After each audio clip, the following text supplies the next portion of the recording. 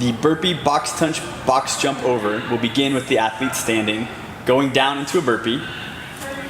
The athlete will touch the box with both hands, get up, jump on and over the box. The rep will be completed when the athlete lands on the other side. The athlete can then go down and do another burpee box jump over, or the partner can take over at any time to complete the next set of reps. The Russian kettlebell swings will begin with the athlete picking up the kettlebell and swinging it to eye level. At the bottom of the kettlebell swing, the kettlebell has to pass through the legs with the forearms making contact with the thighs.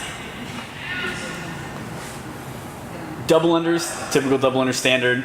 Rope's got to pass twice for every jump. 1, 2, 3, 4, 5, 6, 7, good. For the scaled division, single unders will count for rep. They're hard to do. They're a little hard to do if you practice double unders only. So for the scaled division, double unders will also count as a single rep.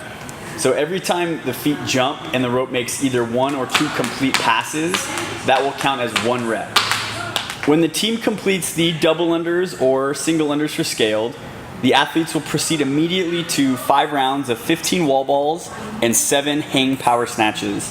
For the wall ball, the athlete must pick up the ball and start with hips below parallel. Then the athlete drives the ball all the way up. Scale goes to the 9-foot target, which is the red mark. RX goes above the red mark to the black, which is the 10-foot target. For the hang power snatches, the athlete begins by deadlifting the bar up, then bringing the bar back down and completing a snatch. It may either be a power snatch or a hang squat snatch.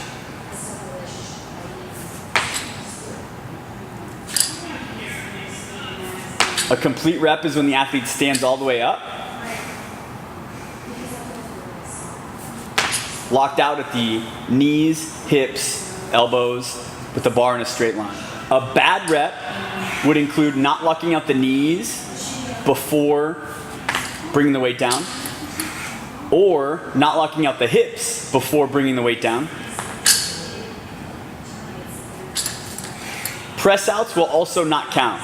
You must catch the bar locked out. If you catch the bar and press and lock your elbows out, that will be a no rep.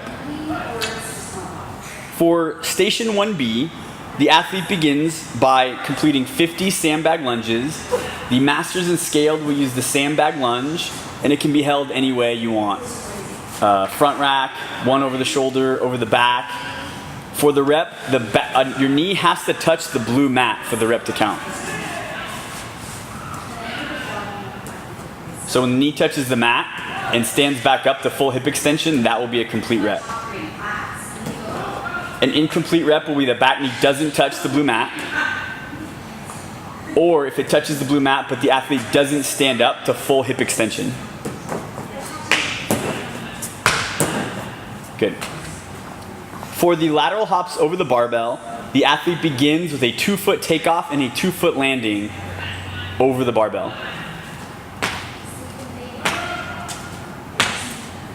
An incomplete rep would be a skip 1 leg at a time over the barbell, either from the takeoff or the landing.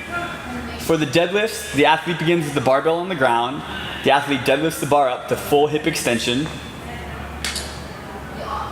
finishing with the shoulders behind the bar and the hips fully locked out.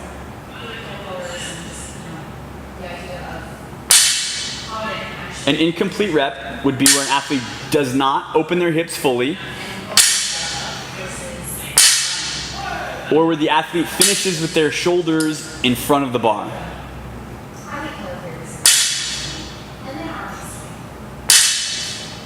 Good. For the handstand push-up, the athlete will kick up into a handstand. The head must touch the blue mat and come to full arm extension at the top. The feet must finish against the board with feet together in control at the top. For scaled, The dumbbell shoulder to overhead will begin with the athlete cleaning the dumbbells to the shoulders and either strict pressing, push pressing, or jerking the weight overhead. A good rep will include the dumbbells in one line over the body with the wrists, elbows, shoulders, ribs, hips, knees, and ankles all in one line.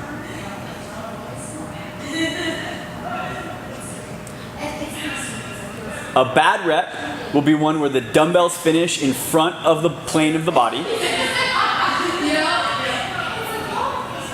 The athlete does not lock out their elbows at the top.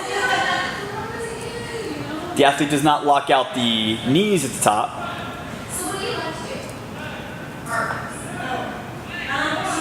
That was actually a good rep. For the sandbag box step-ups, the athlete begins by cleaning the weight and carrying it either in the front rack, over the shoulder, over the back. The athlete must step up on the box and fully open their hips for a complete rep.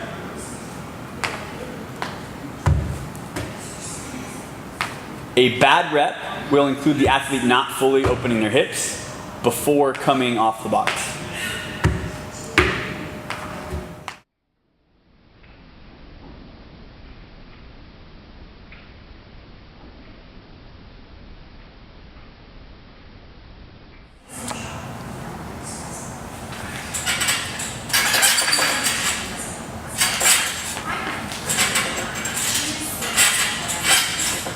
Station 2, the complex begins with the clean.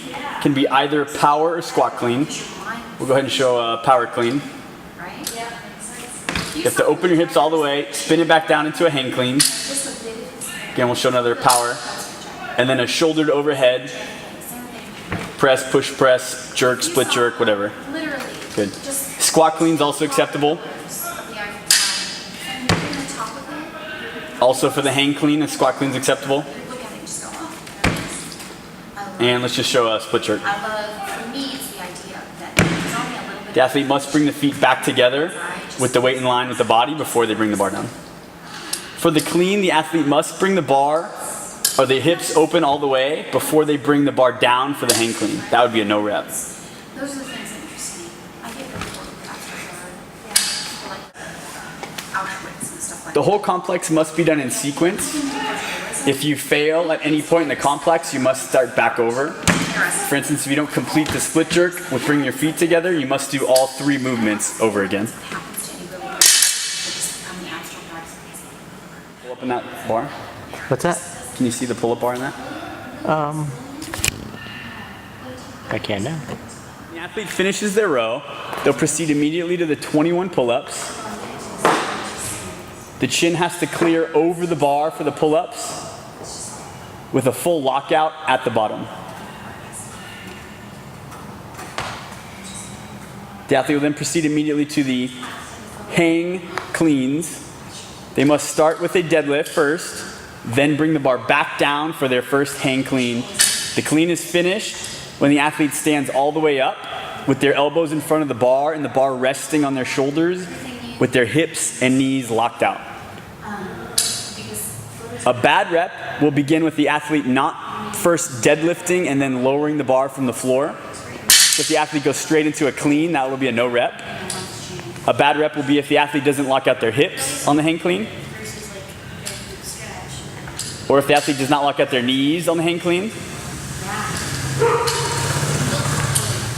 Or if the athlete does not finish with the elbows in front of the bar. Or if the athlete does not get the bar onto the shoulders. For scaled, instead of pull-ups, we'll be doing American kettlebell swings. The athlete will begin by picking up the kettlebell and swinging it overhead. The kettlebell must finish in line with the body, with wrists, elbows, shoulders, rib cage, hips, knees, and ankles all in line. A bad rep will be if the athlete finishes with the kettlebell in front, the arms not in line with the body. For station 3B, the athletes will begin by loading their weights to complete their 5 rep max front squat.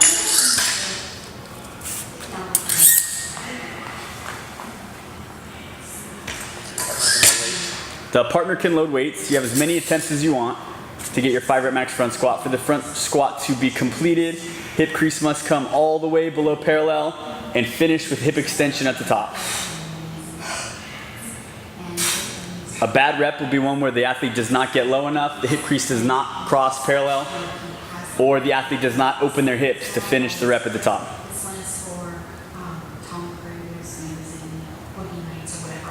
Good. That's it. Good job. Rope. Glove right here, Jesse. No socks. Yeah. Go ahead. You go leg assist. Greener. Station 4 begins with the athlete climbing the rope to the 12-foot marker, which will be marked with tape. The athlete must touch the tape and come down under control.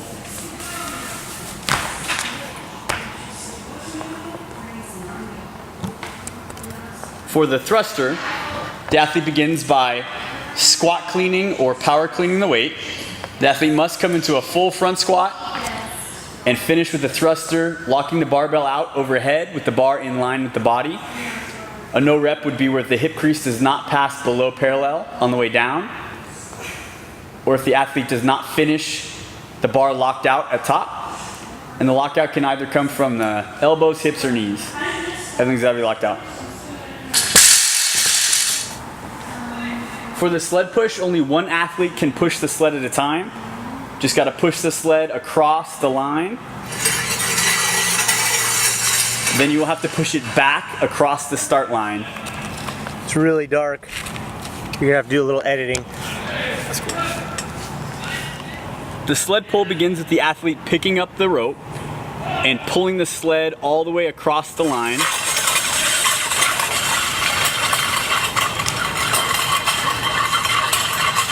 The athlete will then run the rope up for the second lap. Right? And pull the sled up across the line to complete the second lap.